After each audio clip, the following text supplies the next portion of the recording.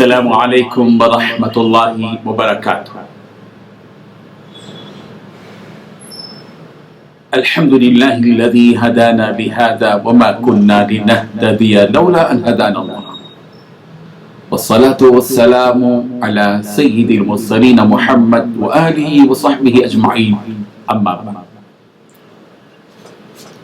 حاضرین و ناظرین، یہ درس نمبر 593 ہے، 593، اور سورہ انعام کی آیت نمبر 151 کی تشریح کی جائے گی، 151۔ چلیے سب سے پہلے ہم اس آیت کی تلاوت کرتے ہیں، پھر لفظی ترجمے اور ترجمے کے بعد تشریح کرتے ہیں۔ اعوذ باللہ من الشیطان الرجیم، بسم اللہ الرحمن الرحیم، قل تعالوا اتل ما حرم ربکم علیکم الا تشركوا به شيئا وبالوالدين احسانا ولا تقتلوا اولادكم من املاق نحن نرزقكم واياهم ولا تقربوا الفواحش ما ظهر منها وما بطن ولا تقتلوا النفس التي حرم الله الا بالحق ذلكم وصاكم به لعلكم تعقلون۔ صدق اللہ العظیم۔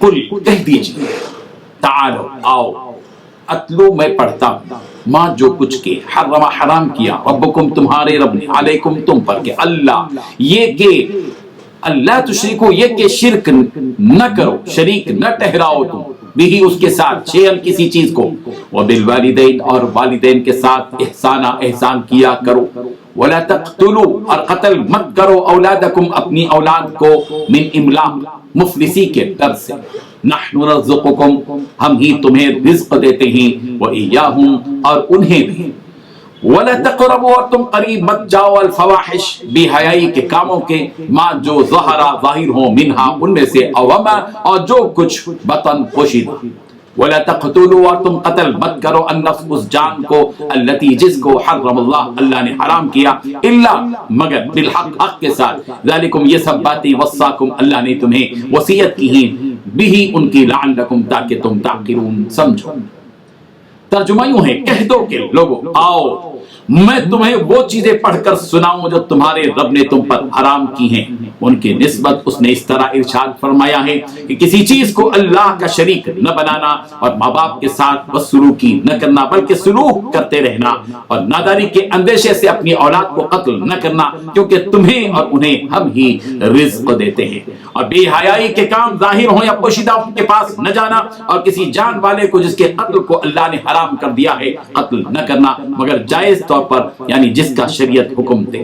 ان باتوں کا وہ تمہیں ارشاد فرماتا ہے تاکہ تم سمجھو۔ اس آیت میں 8 باتیں بتائی گئی ہیں۔ پہلی بات، آؤ میں تمہیں وہ چیزیں پڑھ کر سناؤں جو تمہارے رب نے تم پر حرام کی ہیں۔ دوسری بات، تم اللہ کے ساتھ کسی کو شریک مت ٹھہراؤ۔ تیسری بات، اپنے ماں باپ کے ساتھ احسان کرو۔ چوتھی بات، اپنی اولاد کو مفلسی کے ڈر سے قتل مت کرو۔ پانچویں بات، ہم تم کو بھی رزق دیتے ہیں اور ان کو بھی دیتے ہیں۔ چھٹویں بات، تم بے حیائی کے قریب مت جاؤ جو ظاہر ہو یا باطن۔ ساتویں بات، تم کسی بھی نفس کو قتل مت کرو جس کو اللہ نے حرام قرار دیا، الا کہ وہ حق کے طور پر ہو۔ آٹھویں بات، یہ وہ بات ہیں جن کی وصیت اللہ نے تمہیں کی ہے تاکہ تم سمجھو۔ بزرگان محترم، بہت اہم ترین باتیں اس آیت میں اللہ تعالیٰ نے بیان کی ہیں۔ جس چیز کو اللہ تعالیٰ نے حرام قرار دیا ہے، حرام باتیں ہیں جن سے اللہ تعالیٰ نے منع کیا ہے۔ سب سے پہلی چیز جس کا اللہ تعالیٰ نے حکم دیا، جس سے منع کیا، وہ ہے شرک۔ سب سے بڑا جرم، ان الشرک لظلم عظیم، بے شک شرک ظلم عظیم ہے۔ ان اللہ لا یغفر ان یشرک بہ، اللہ تعالیٰ شرک کو معاف نہیں کریں گے۔ اس لیے اگر کوئی مشرک اس دنیا سے مر گیا شرک کی حالت میں، معاف نہیں ہوگا۔ ہاں یہ اور بات ہے کہ زندگی میں اس نے توبہ کر لی شرک سے، پھر اللہ تعالیٰ معاف کریں گے۔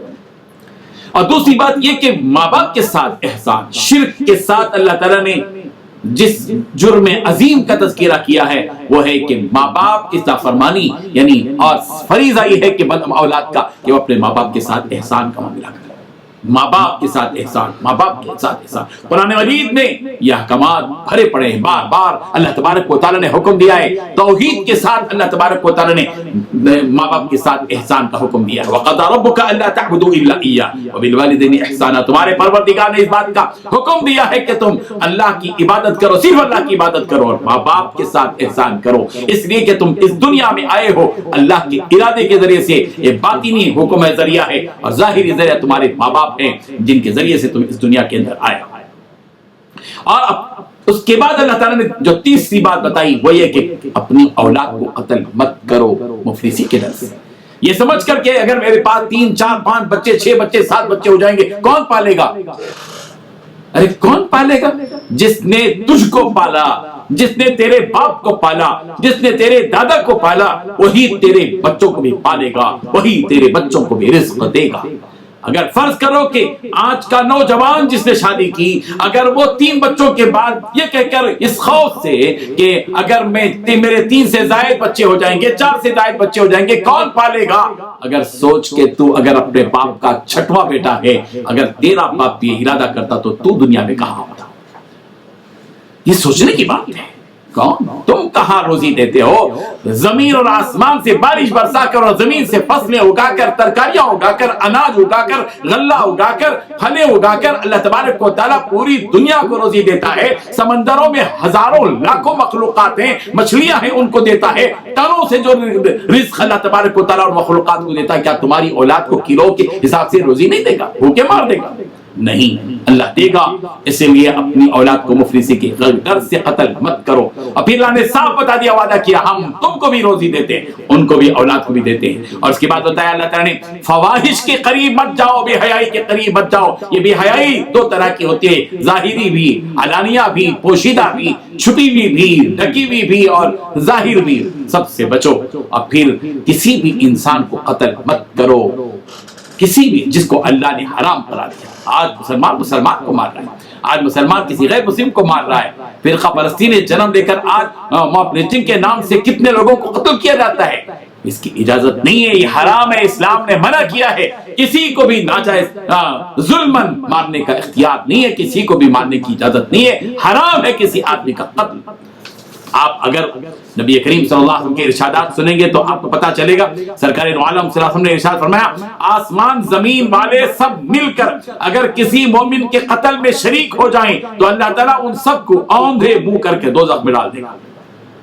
اسی لیے رسول کریم صلی اللہ علیہ وسلم نے یہ بات بھی فرمائی، جو شخص میری امت پر تلوار لے کر نکلا، جو نیک اور بد کو مارتا چلا جاتا ہے اور ان کے قتل سے پرہیز نہیں کرتا اور جو معاہدے والے کا عہد پورا نہیں کرتا، تو ایسا شخص مجھ سے نہیں ہے اور میں اس سے نہیں ہوں، اس لیے اس سے بچنا چاہیے۔ اور آخر میں اللہ تعالیٰ نے فرمایا ذالکم وصاکم بہ لعلکم تعقلون، یہ تاکیدی باتیں، یہ نصیحت کی باتیں ہم تم سب کو اس لیے بتا رہے ہیں تاکہ تم سمجھ حاصل کرو، عقل حاصل کرو۔ یہ باتیں اللہ تعالیٰ نے بیان کی۔ اللہ تعالیٰ ان تمام جرائم سے، اللہ تعالیٰ ان تمام گناہوں سے ہم سب کی حفاظت فرمائے۔ وآخر دعوانا ان الحمدللہ رب العالمین۔ لا الہ الا اللہ